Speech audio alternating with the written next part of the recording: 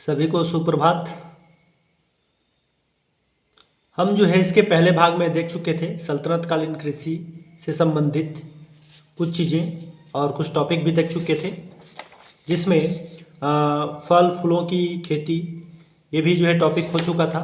और कृषि से संबंधित उत्पादन देख चुके थे, कौन कौन से कथन देखे थे, रबी फसल देख चुके थे, खरीफ फसल देख चुके थे और इनके उत्पादन केंद्र देख चुके थे, कहाँ कहाँ कौन सी खेती की जाती थी और कौन सा केंद्र उनके लिए प्रमुख स्थान था, ये देख चुके थे। आगे हम देखेंगे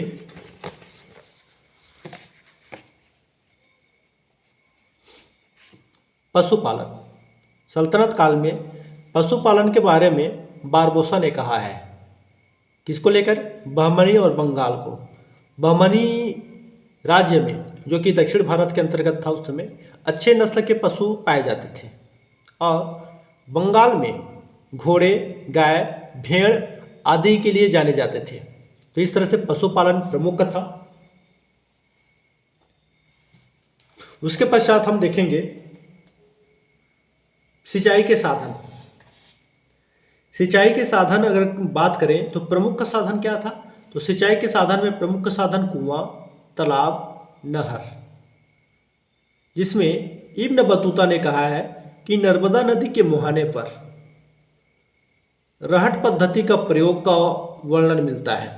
और यह रहट पद्धति अर्थात कौन सी पद्धति है? तो कुएं से पानी निकालने की एक प्रकार की विधि है, जिसको हम रहट पद्धति के नाम से जानते हैं। इस रहट पद्धति का सर्वप्रथम उल्लेख बाबरनामा में 16वीं शताब्दी में किया है। लेकिन अगर हम बात करें बाबरनामा से पूर्व किस नाम से जाना जाता था, यह तो उल्लेख बाबरनामा मिला है, लेकिन इससे पूर्व रहट पद्धति को किस नाम से जाना जाता था? तो था अर्घट। अर्घट नाम से जाना जाता था। साथ ही साथ अब्दुल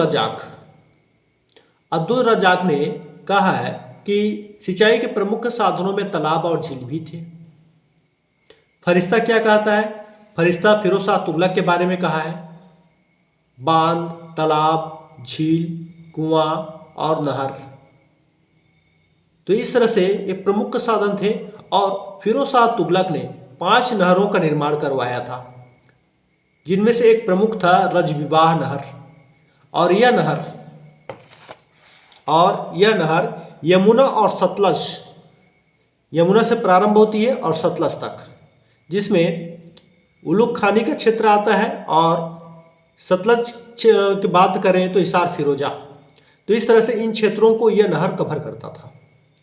और फिरोज शाह तुगलक के समय भी जो है सिंचाई कर लिया जाता था, जो कि 1/10 के रूप में रहता था।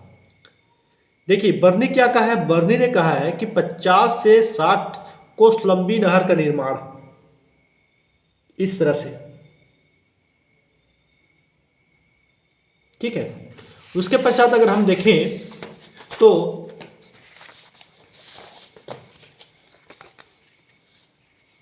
दिल्ली सुल्तानों द्वारा अपनाई गई कृषि नीति क्या थी? तो दिल्ली के सुल्तानों ने कृषि व्यवस्था तथा किसानों के कल्याण की ओर कोई विशेष ध्यान नहीं दिया था। वे केवल राजस्व वसूली करने में रुचि रखते थे। यहाँ लिखा हुआ है, प्रारंभिक तुर्क सुल्तानों का सारा समय साम्राज्य विस्तार, विद्रोहियों को दमन और इस्लाम के प्रचार में व्यतीत हुआ। उनके द्वारा नियुक्त जागीरदार, इक्तादार किसानों से अधिक राजस्व वसूल करते थे। अलाउद्दीन खिलजी ने उपज का आधार पर भूमि कर निर्धारित करने के तरीकों को व्यवस्थित किया। यहां पे लिखा हुआ है, उसका उद्देश्य किसानों का हित करना नहीं था। उसकी राजस्व नीति के कारण हिंदू, जिनका कृषि पर एकाधिकार था, दरिद्र हो गए। कृषि को उपज का 50% चराई कर के अतिरिक्त अन्य कर भी चुकाने पड़ते थे।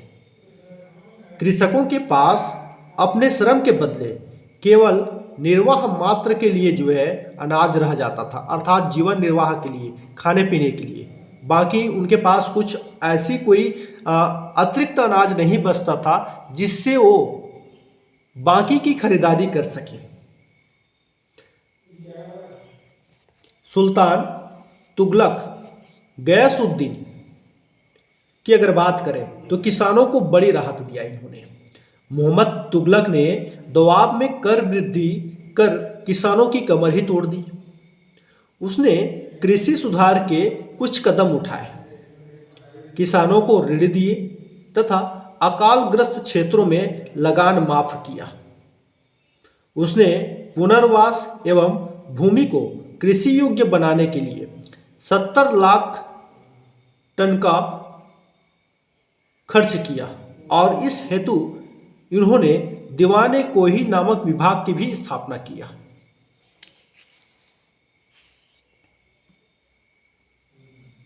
परंतु अधिकारियों की अयोग्यता एवं भ्रष्टाचार के कारण सुधार कार्य नहीं हो सका। फिरोज तुगलक ने कृषि व्यवस्था में सुधार के अनेक प्रयास किए। उसने किसानों का कर भार में कमी कर दिया, करों में कमी कर दिया, उनकी जो भार थी। खराज को उत्पत्ति के आधार पर वसूल करने के आदेश दिए। कृषि के विकास के लिए नहरों का निर्माण करवाया। उसके कृषि सुधारों के कारण प्रजा समृद्ध हो गई। सल्तनतकालीन कृषि व्यवस्था में सुधार के लिए शासन की योजनाबद्ध नीति न होने के बावजूद देश में अन्न का बहुत ही उत्पादन होता था। इससे हमें पता चलता है। अगर कृषकों की दशा की अगर बात करें तो यहाँ पे लिखा हुआ है, देख रहे हैं, सल्तनत काल में कृषकों की दशा अच्छी नहीं थी। किसान मितव्ययता का जीवन व्यतीत करते थे।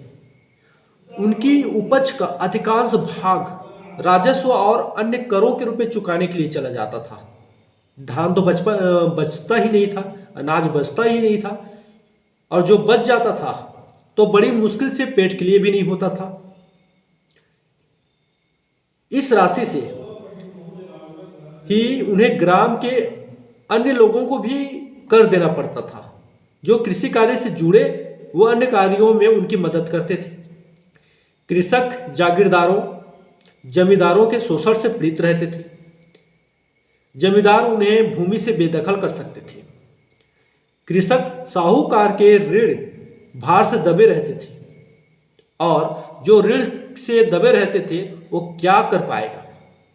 तो इस तरह से जो सल्तनत काल में जो भूमिहीन कृषक थे, जो छोटे किसान थे, उसकी दशा भी जो है अत्यंत शोचनीय थी। तो इस तरह से हम देख चुके हैं कि सल्तनत काल के जो आर्थिक जीवन का जो आधार था कृषि, तो कृषि की प्रति नीति सुल्तानों की क्या रही है। ठीक है, चलिए ठीक है, फिर अगला हम देखेंगे प्रमुख उद्योग एवं औद्योगिक केंद्र।